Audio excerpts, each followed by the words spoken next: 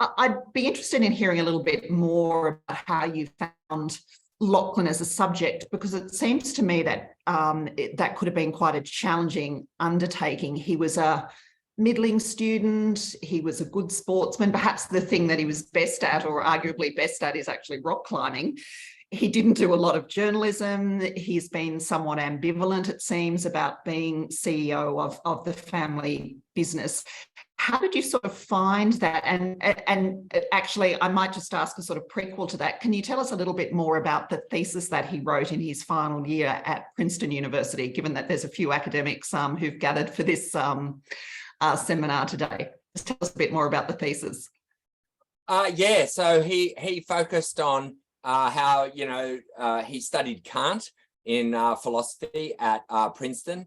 And I should say, it's a feature of Princeton that every undergraduate does a thesis. It's not that he did the equivalent in Australia of an honours year and therefore had to, achieve, some pretty good like HDs to qualify or anything like that. I don't know. I did ask, but I don't know how good his marks were at university. But yeah, he did study philosophy, and his thesis was about how to, live a good life. And I spoke to in fact, I swapped emails with his supervisor, a philosophy professor at Princeton, Beatrice Longinus, who had a really interesting take, actually. She thought he was a bright, happy young student, when she taught him. I think they don't call them supervisors there; they call them advisors. But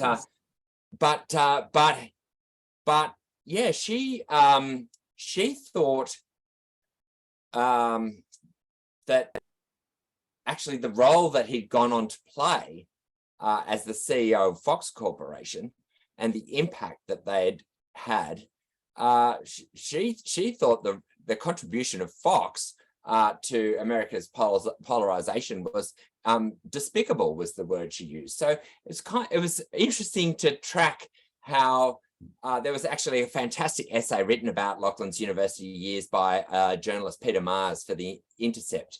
And he makes the observation that, the elite go to these institutions, Ivy League institutions, and they study philosophy, they study the liberal arts, and then but then they go on to high-flying jobs where the ethical qualms that they kind of wrestled with in their university years don't seem to trouble them at all. And I think there was an element of a ring of truth to that in Lachlan's case. I don't think he sort of troubled the scorer in terms of Kant scholarship, but I think that he did genuinely get into his philosophy, and he read the Bhagavad Gita and quoted it, and produced a surprisingly solid thesis. Surprisingly solid, perhaps, for someone whose day job really involves running, the exact opposite, a populist media behemoth. Yeah, and you tell us that his advisor, going back to look at the thesis, was thought that Lachlan was quite a poetic character who was really trying to be a decent person. But you conclude your chapter and her remarks with saying that Lachlan's story has become very dark and gets darker by the day.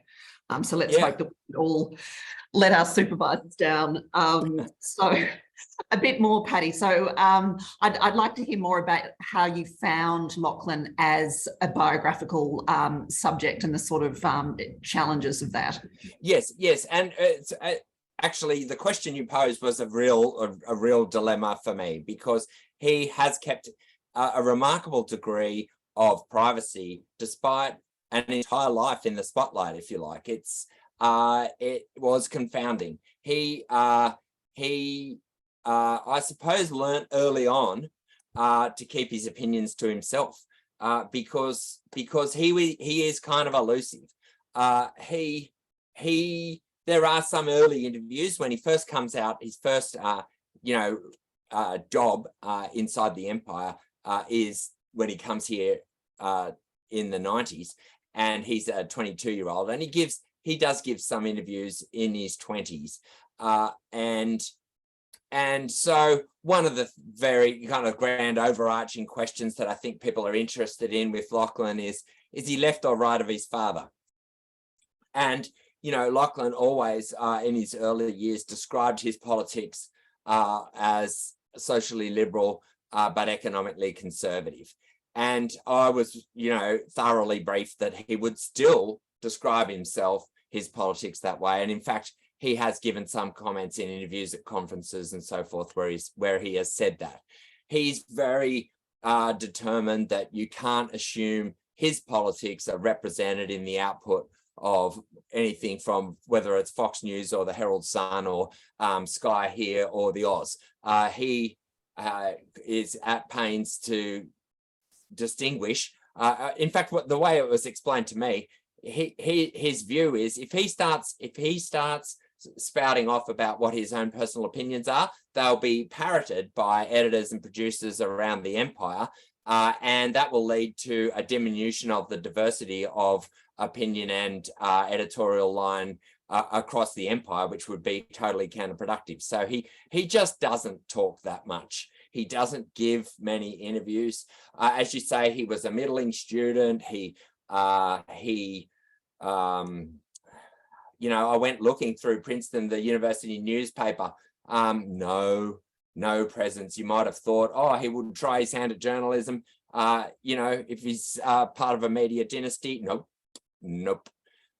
And no presence in the school paper either, where he goes to school at Andover. So yeah, he kept his head down, and yeah, that is kind of interesting in itself. He seems to actually, the picture that I did get is someone who likes a bit of who's not a workaholic like his father or his grandfather. You know, Tom Roberts' book paints a compelling picture of Keith as an absolute with a legendary appetite for work, and we know the same is true of Rupert. Lachlan, almost the opposite. Actually, the clear picture I got of Lachlan was, yeah, he liked hanging out of helicopters shooting alligators with his mate up in crocodiles with his mate up in far north Queensland. He sails the Sydney to Hobart a few times. He's kind of on the adventurous side. You mentioned the rock climbing. So it's almost, he's not a party boy per se, but certainly in his young years, he is one of the most, he's obviously wealthy. He's powerful. He's pretty good looking. He's one of the most eligible bachelors in Australia. And he has a pretty good time in his 20s. And he doesn't seem to be obsessed by, serving some, he doesn't seem to be an ideological warrior. He doesn't seem to really want to even, I mean, he's described as someone who goes up, he doesn't go up the escalator at news when he arrives, he goes up the elevator. He's just promoted every 6 months to a point of incredible power as the, in Australia as the publisher of The Australian, and then as the head of news here. But he sort of has this ambivalence about, he'd be just as happy to take a long holiday and go off on a boat. So he was a bit of a confounding character, and not the kind of newspaper man that I expected to be writing about in a way that that we all know about as for Rupert or for Keith. The Successor, but to what? He famously walks out of the empire in 2005, and I suppose we'll come to that.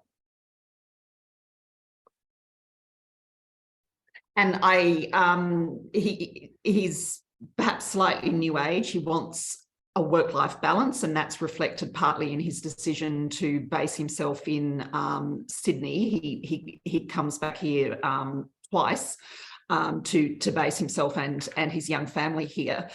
So, Paddy, what did you and also an activist group in the United States conclude about what drives Lachlan at the end of the day? I came to the conclusion, and it was partly informed by discussions with, you mentioned Media Matters for America, that have kind of are a media watchdog in the US and have campaigned against Fox News in particular, targeting advertisers and targeting the TV, the cable network that carry Fox, to try and actually knock Fox out, really destroy the business. They haven't succeeded, but yeah, it really seems to me that what motivates Lachlan most of all is money.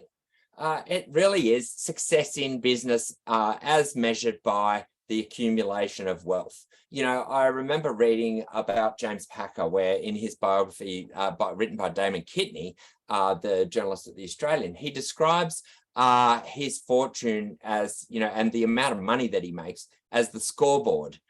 You know, that's the way he sees it. It's like he's playing a sport, and the more money he can make, the better that reflects on his ability, and his wealth is a measure of his virtue in a way. And I think that Lachlan has an element of that in his being. If you look at what he does when he does walk out of the empire in 2005, this is at a point, without boring everyone, this is at a point where the resolution of the divorce of Rupert Murdoch from his second wife, Anna, who's married for 3 decades, they have a bitterly fought divorce settlement in which she tries to make sure that any kids from Rupert's third marriage to Wendy Deng do not get control of the media empire, and that it's only the 4 older kids from the first 2 marriages who will ever have a say in the management of the media empire.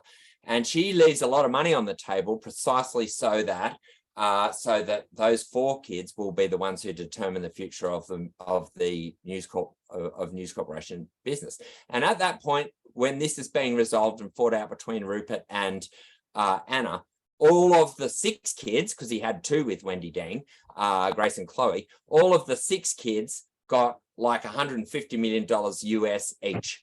And Lachlan took that money. It's quite instructive, I think, what he did with it. He goes off, and yes, okay, he does in the end join James Packer in a purchase of an unsuccessful investment in Channel 10. And everyone would remember that James and Lachlan had invested together in OneTel, famously went belly up. You know, they have an interesting parallel life, in fact, as kind of media scions, if you like. But, and share a birthday too, don't they? And share a birthday. That's right. James Packer is 4 years older than Lachlan, but exactly the same day, September 8. So they joined together and invested in Channel 10. Now that was traditional media investment, but you know, and in fact, the Murdochs had a stake in 10 before, and it was widely interpreted that Lachlan's purchase of a stake in Channel 10 was a prelude to a remerger of 10 with the News Corp empire. But what Lachlan buys is a stake in the Rajasthan Royals cricket team. He buys half of Nova, the commercial radio network. He had already done a deal to buy a minority stake in realestate.com.au. These things do not burnish his political power. They don't speak to someone who is trying to be the kingmaker that Keith Murdoch or Rupert Murdoch had been throughout their careers. He is, it seems, not hell-bent on ruling the world. He was interested in assets that were going to make him money. One of the things I revealed in the book, he went this close to buying Lonely Planet. Perfect for Lachlan, because he loves these adventures. In the end, they get gazumped by the BBC, who goes and buys Lonely Planet from the Wheelers. But the point is, the thing that interested me was that, I mean, even Channel 10, it's not the most influential of the television networks, and you don't. Rupert famously wants control. Lachlan, by contrast, is happy to be a minority investor in assets that he does not operate. he just wants to make a good investments. You know what I mean? He apparently, contrast with Rupert overpaying for the Wall Street Journal, famously, and that's been reprised. I was just watching season 4 of Succession, the first episode last night of Succession, and Logan Roy. And in fact, Logan Roy is bidding against his kids for whatever it is, Pierce, in the kind of analogous, deal to the Wall Street Journal purchase. Well, Lachlan's not that guy. Lachlan's not the one that will overpay. I was told over and over, and he has shown that ability. He believes that the DNA of the empire was established in the Adelaide News back in the day when they were an outsider, one paper, competing with the advertiser, and running on the smell of an oily rag, and that's the News Corp that Lachlan loves. He thinks of Fox News as an outsider to the other big 3 TV networks in America, and so he doesn't want to overpay. He's happy to, unlike his father, happy to be a minority investor, and I think he's mainly interested in bigger boat, bigger house, more money, and endow his own family, which he's happily married now for 20 years to Sarah O'Hare, the former supermodel, now Sarah Murdoch, and they've got the 3 kids, and I think he's determined, to wealth preservation, and that's goal number 1. Thanks, Paddy. And actually, and I'll just say, Media Matters said they found that a little bit unnerving, because when they looked into his social networks, who was he close to in the States, and they found no one. They said they felt, and not necessarily that they would be knowing the truth, because which friends of Lachlan Murdoch are going to talk to Media Matters? Well, the answer is not. But but they did do a substantial job of opposition research, as it's known, on Lachlan, and they couldn't work out what his politics were or what his networks were, and they found him to be sort of untethered, unanchored, and now partly I think that's because Lachlan is the most Australian of the Murdoch kids. He's the one that identifies most close. He's spent the most time here. He's the only one that's really worked here for any substantial period of time, and he's now living here again, which I think raises a whole bunch of other questions. But I think, and I have had other people as well who know Lachlan very well go that there is a ring of truth as well to that assessment by Media Matters. Yeah. Thanks, Paddy. And I'm glad Succession is only 1 episode into the 4th series, because there could have been spoiler alerts, and I'm delaying the gratification. So I'm just about finished rewatching the first series, so I'm spreading this out over months, as I think Tom Roberts is as well. Okay, I'll zip it.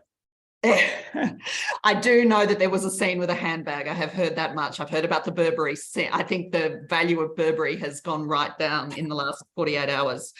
Okay, you've also, just as an aside, I was thinking that Frank Packer on his passport had listed as occupation journalist, even though his own journalistic credentials were a bit thin. He really had tried in the 1920s, but not been very good at it.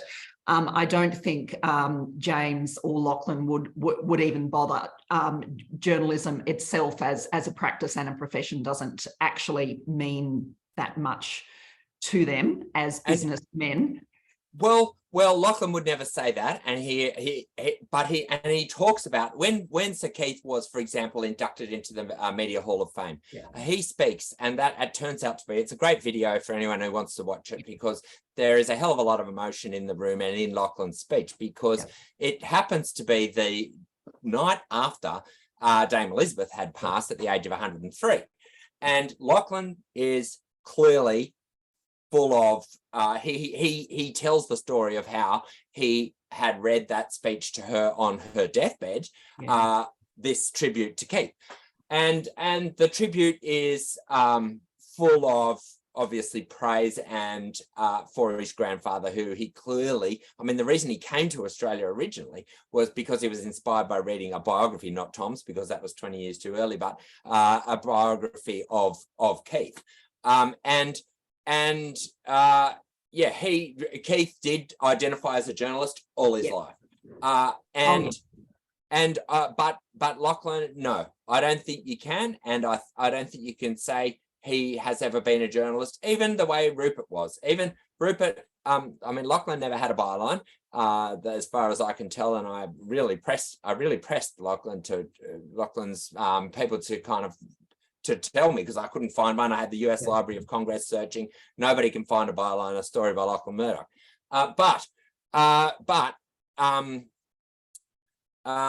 Rupert, nobody would question his journalistic chops. You know, he was there, sleeves rolled up, as we've seen, whether it's the Adelaide News or launching the Australian as the founding publisher, or for that matter, at the Sun or the Times or at the New York Post. He loves the newsroom, and if you talk to, for example, New York Post journalists, as I did, they will go, he was there, he was a constant presence. Lachlan, not the same, not the same at all.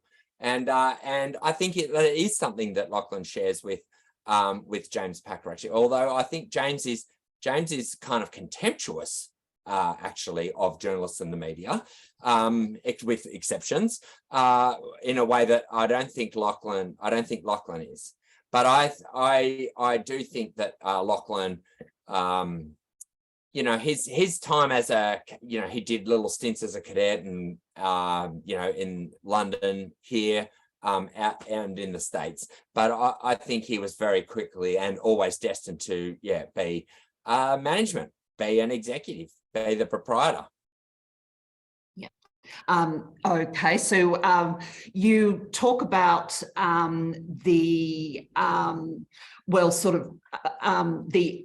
understanding that for Lachlan, a sort of belief in free speech is meant to be his North Star. Can you reflect on that a little bit in the light, especially of the defamation action against Crikey?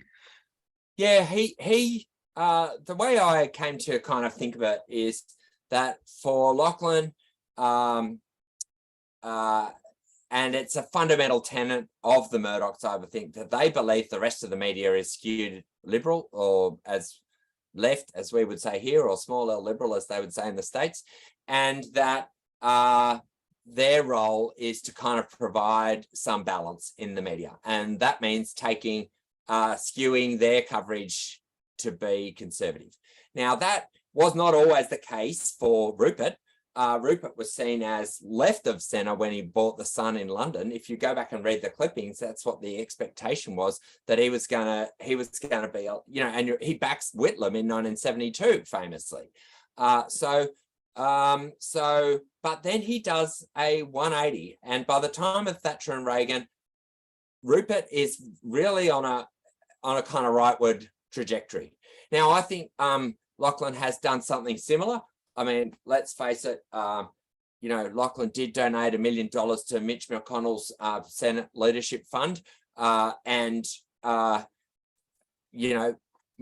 is the architect of the Conservative supermajority on the Supreme Court. So I don't think he can possibly square that kind of political impact. Never mind the coverage on Fox News. I don't think he can square that away with being socially progressive. I just don't think that you can't reconcile those two. Lachlan's view is that the quality of debate is diminished when everyone's singing from the same song sheet, and so there's a role for a right-leaning media because otherwise, you have groupthink, and so. He venerates, as his brother James puts it, a contest of ideas. And I think that's Lachlan's view of the contribution that the Murdoch media is making to free speech, is lifting the quality of debate. In fact, I liken it to the cab rank rule amongst barristers. It's as though someone has to represent the right, and so the Murdochs do it. And that's the way Lachlan kind of rationalises it. Because it was put to me, there was one turn of phrase that was being explained to me at one point, that you have a responsibility and perhaps even an obligation to represent those people who are underrepresented in the rest of the liberal media. And I think that's a fascinating idea. And so, yeah, that's the way I've described his commitment to free speech, is a commitment to a kind of diversity of views, which he contributes to by providing the right-wing point of view. Mm-hmm. The problem is when you get into, and this is something that James Murdoch has been outspoken about, is when you get into misinformation. It's all right to be presenting a right-wing view of the world, but if you're actually not telling the truth anymore, is that a contribution to free speech? And what we've seen in the Fox and Dominion case, I'll talk about Crikey in a second, but what we've seen in the Fox and Dominion case is Fox deciding when their Trump fan base threatens to depart in the wake of the 2020 election and go to Newsmax and One American News Network, sort of right on the right flank of Fox News in the States, cable news networks, and it looks like they're losing their audience. Fox decides that it needs to respect the audience more, and that means, what that actually in bold terms means is lying to the audience about false claims of a stolen election in 2020, and that has real consequences, as we saw with the January 6th insurrection, because you have a hardcore group of people who've become convinced by a view, which did air on Fox News, that the election was stolen. And so I think that's getting into some very dangerous territory, and it could also prove extremely costly if it comes to a settlement of that case brought by Dominion, the voting machine manufacturer in the States. And then there's another one to come, another voting machine manufacturer, Smartmatic, which has an equally another multi-billion-dollar claim. So now, what's happened with Crikey? I had a big argument with Lachlan's people about this, because I said, isn't this a free speech issue? Lachlan suing Crikey, and that's when I got absolutely shouted out, phone slammed down in my ear, because they said what Crikey has done as an abuse of free speech. And so if I could just kind of back up a little bit. Sure. Everyone, I presume, knows that a fine journalist, Bernard Keane, who is a political commentator, national political editor for Crikey, wrote a piece comparing the Murdochs to basically, he called them the unindicted co-conspirators with Trump in the January 6th insurrection.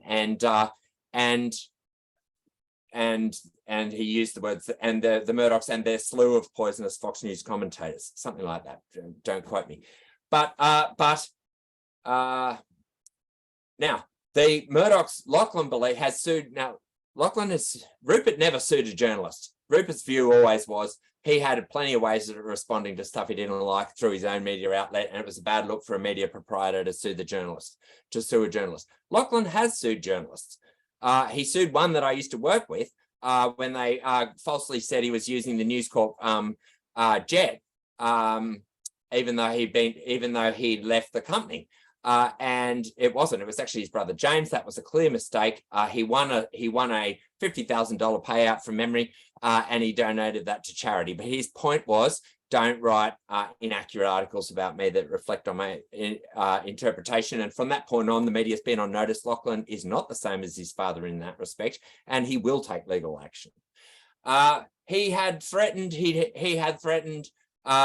legal action against Crikey before. I think Stephen Mayne wrote an article about Lachlan's time at Channel 10, which he took exception to, and then there was an apology and some kind of settlement there. I don't know if there was a payout or not. I can't remember. But in this case, again, and this is the way Lachlan's camp explain it, there are thousands of mentions of the Murdoch name in Crikey. Crikey is an independent outlet that has always, since day one, concentrated on media, politics, and business, and media is a key part of that. And Stephen Mayne has made a name for himself, turning up to having, arguments with Rupert at AGMs. So they've always covered the Murdochs. But Lachlan took exception to this one because he says it was literally saying he conspired with Donald Trump in the January insurrection. Now, we've just seen a whole lot of texts and emails come out in the Dominion case that show that the Murdochs believed Trump had no basis for his claims of a stolen election, and they were actually they thought he'd gone in Rudy Giuliani and Sidney Powell, they'd gone crazy. But what and look, I suppose I end on this. We don't know the answer to we obviously don't know what's going to happen when this Lachlan's case against Crikey goes to trial in October. But the reason why the trials got deferred is because what they're really suing about now is not so much the first original line that Bernard wrote, the Murdochs are unindicted co-conspirators, which is a reference back to Watergate and Nixon. But what they're suing about is the republication of that article after negotiations over a settlement failed. All Lachlan wanted was an apology, and he and the then editor Peter Frey of Crikey decided, and Crikey and the publisher Private Media decided. They were sick of being, what they said, bullied by Lachlan Murdoch. They were going to republish the article. They published an advertisement in the New York Times, and Lachlan's camp say that is a business strategy. They are trying to raise money, raise subscriptions by campaigning against the Murdochs, use the Murdoch name to raise money for Crikey. And that'll be tested at court. It would be stupid for me I have already written an op-ed in the Sydney Morning Herald saying I think that this is a questionable strategy on Lachlan's part. Even if he wins, he loses, was the headline. I naturally favour free speech as a journalist. But I think, especially given the public interest defence is untested in Australia, this is going to be an interesting case. And I think it'd be foolish for anyone to say it's easy to predict exactly which way that's going to land. Okay, I'm just going to ask you briefly to respond to this, to tell us a little bit more about the PhD that you're working on and whether there's been any early findings. Yeah, well, I will be very brief because the PhD is a little bit delayed, as you know. Sorry, mea culpa. But That's also, okay. So Stefan Solomon, the HDR director, is not here, and Willem McDonald, your associate supervisor, is not here. So just speak casually. Oh, okay, because I did see Stefan's name there before. No, they are here. Sorry, I'm being no. Oh, okay. So anyway, yes, it has been interesting to me as a journalist. We're supposed to do the first draft of history, and so I thought, oh well, I studied history. I'll have a crack at doing the second draft. And I've learned about ethics approvals and all these other requirements that I was thinking of you as my editor and the university as my publisher, and I would just go off and do my journo thing. And of course, there's a bit more to it. But the PhD is premised on the idea that although there have been 50 books about Rupert, there has been no proper history done of the News Corporation itself, which was founded in 1922 and has just passed its centenary. And much as you have done, Bridget, on Consolidated Press, or as Gavin Suter has done on Fairfax, this is begging for a historian. And so I've embarked on this history. I hope that it will, I hope that in boxes of papers in attics and garages and, in the memories of some of those people that have worked for News Corp, I will be able to find a new and untold story that will kind of put in context what is ultimately, the first, the way I'm thinking of it, it's like the history of the East India Company. These are the pirates of the information economy. They are the buccaneers, as they're often called. And I'm hoping to produce a work of popular history ultimately out of it that will explain the extraordinary story of this company and how it's come to have so much influence and longevity. Okay, thanks very much, Paddy. That's a great note to end this main part on.